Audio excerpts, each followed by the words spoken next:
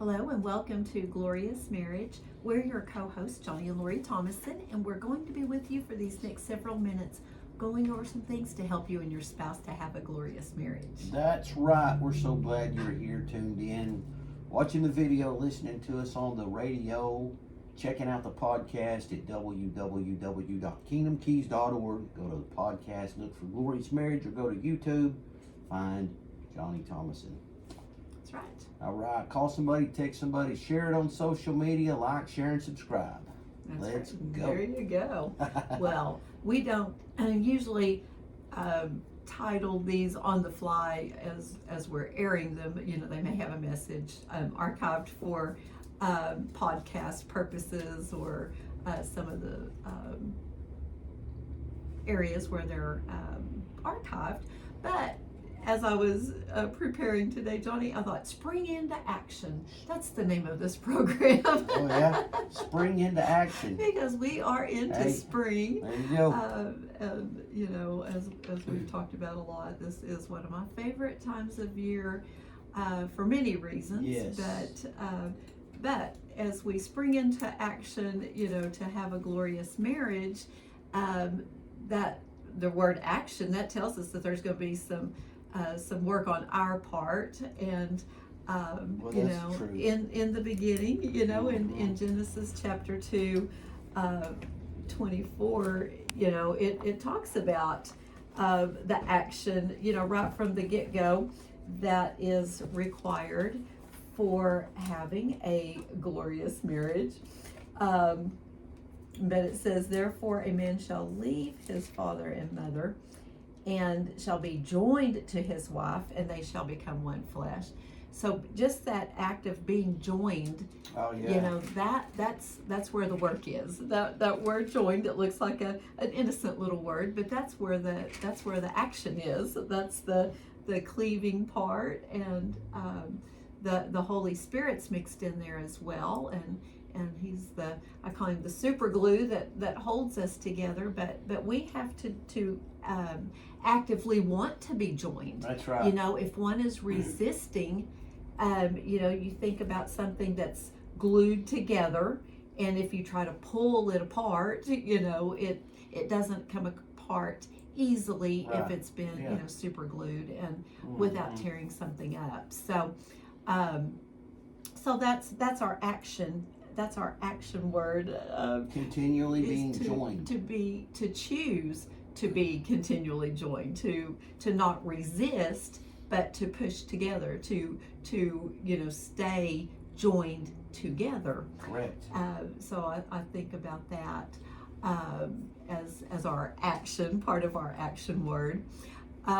Something else that just recently you said, and it came back to my memory, and you were doing it as a joke for Heavenly Humor one morning recently, but you told the joke something along the lines, and I'm not a great joke teller, so I'm probably going to maybe not hit this quite right, but I think the gist of the point will come across. But it said, if you're admiring somebody else's green grass, something along the lines of, be thankful you don't have their water bill or something. Exactly. You know? That's right. Yeah. But that's something that we can kind of take into an account and look at from a glorious marriage. So if you see somebody with a green grass, quote, you know, that the grass looks greener on the other side of the fence, think about the hard work that went into that. Oh, yeah. Because a well-tended lawn does not just accidentally happen. No, it does not. It takes a lot of effort. It does take a lot of effort. A lot of money. A lot of intention. Investment. Yeah. Oh, yeah. I mean, Yeah. you have to intentionally. Nobody accidentally has a perfectly manicured lawn. Right. And in saying that, you know, nobody accidentally has a perfectly manicured marriage. You know, Yeah. so just like if you see, you know, if that grass is looking green, well then go and ask them, what are you doing to make that look like that? You know, if you see your neighbor and their yard looks great and yours is still brown and dry and, you know, maybe got some, yellow patches or whatever, you're going to go and say, hey, what are you doing over there?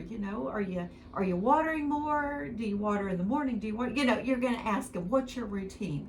Do you fertilize? Do you use, some other type of nutrient or something? What are you doing? You're going to ask them, do you cut it high? Do you cut it short? What do you do? Well, and so if you see somebody with a marriage that, hey, theirs looks better than mine, go and ask them, what do you do? Do y'all, are you communicating? What are some things, that, because we should all remain teachable. We should all be, we never quit learning. That's right. And that comes with marriage too, Johnny. We never quit studying. We never quit studying our spouse. And, because we all change.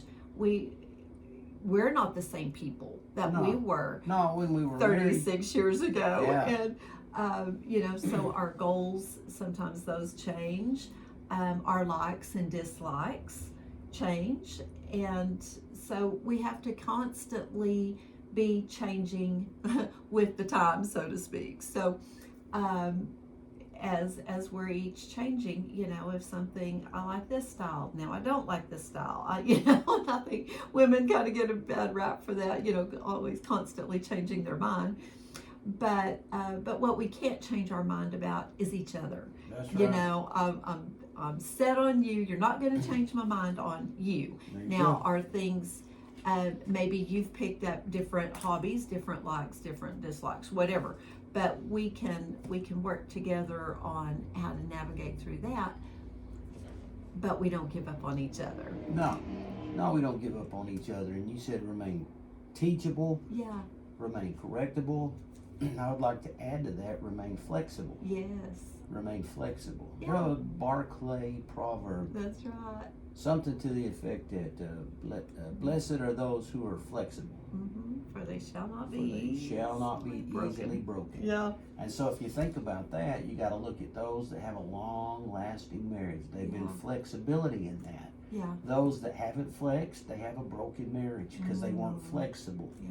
They wanted it their way. They wanted it their way or whatever. I mean, I know there's a lot of different things. I know there's a lot of different, whatever. But overall, it's you have to remain flexible, teachable. You and I get tested in this, and you pointed out something. Back in the earlier days, whenever I was 18 and you was 19 and we were married, it was easy to be flexible. Because why? You're so glazed over in love. You have that You're feeling. caught up in the emotions. You're caught up in the emotions, and everything's so easy. I would easily wait on you. I would easily drive to wait on you. I would easily this and that and easily this. Well, here in the last couple of years, it's you've, like you said, we've changed. We still love each other. We're still crazy about each other. But there's a deal where we are continually challenged, and you want to lay back, easy going, and I'm high strung and want to go, go, go. And we've been tested in that recently, and it kind of brought this back to us. Yeah. Dude, it's iron sharpening iron. I'm trying to get you to come on, and you're trying to get me to slow down. And well, we're flexible. Yeah. I have to say, okay, I need to calm down. I need to just chill out. I need to have patience. I need to just let her be her. And then you're like, well, I need to hurry it up a little bit. I need to step it up just a little bit. You know what I'm saying? And that's flexibility. There's give and take, Yeah, there's flexibility there. Yeah. And that's one thing that we stress when we do pre-marriage counseling is you have to have flexibility. You have to give and you have to take. You have to give and you have to take. You have to give and you have to. We can't say that enough. It's like we talked about a couple of programs ago. The times. God in Ecclesiastes chapter 3 talks about. There's a different times for different things. Well, there's a time to hurry up, but there's also a time to slow down.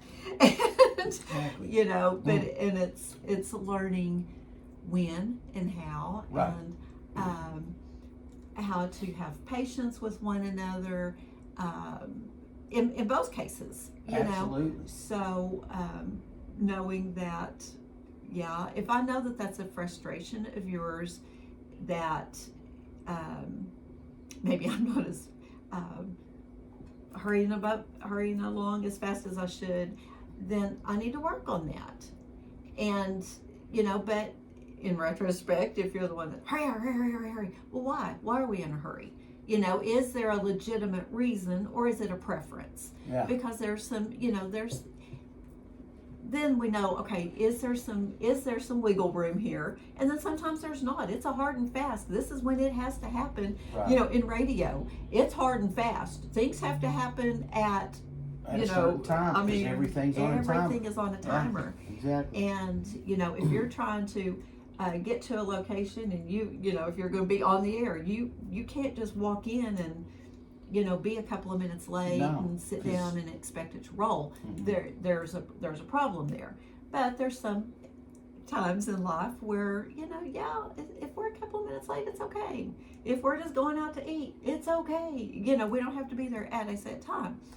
But knowing each other and understanding that, hey, if it's important to you, it should be important to me, Mm-hmm. and vice versa. So that's where we each have to work on things and give and take, understand, but treat each other still with respect, with honor. That's the key. Yeah. Respect and honor. Yeah. Cherish one another. Cherish that marriage relationship. It's a covenant between you and your spouse and God. Yeah.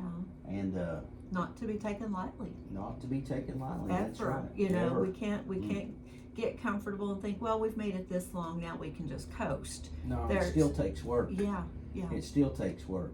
And going back to the reference you made about the joke about the grass is greener and the other yard are on the other side of the fence. Whatever that is. Yeah. Okay, you think about that. They didn't just water one time, mow one time, fertilize one time. It's continual. Yeah. They continually worked on that yard. It's a continual thing. So looking at our marriage relationship, it is continual. Yes. It is continual. When you're working a yard, the temperature changes. You get rain or you don't get rain. Right. Do I have to water? Do I not have to water? Yes. Fertilization.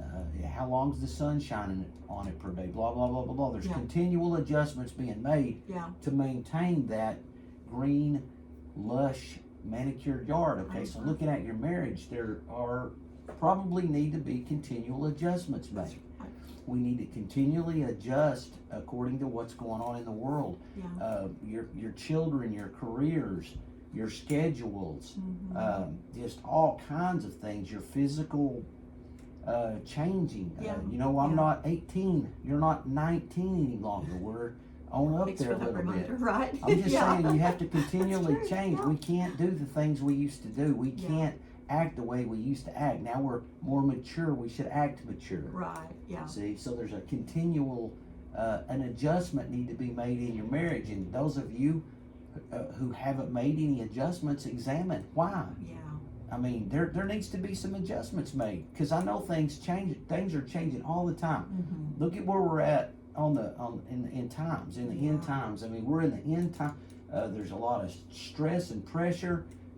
The political thing's crazy. The nation's crazy. The world's gone nuts. Most churches don't preach full gospel anymore. I mean, we got to think all this stuff into effect, and we've got to remain flexible. Yeah. And make adjustments along the way. Oh, like right now. Yeah. That clock keeps ticking, so we have to adjust our ending. This is another case in point. Man, we have to come in for a landing. So anyway. Yes. Well, we do encourage you to, examine your lawn and make those adjustments. But also, we're going to go Throw another log on the fire.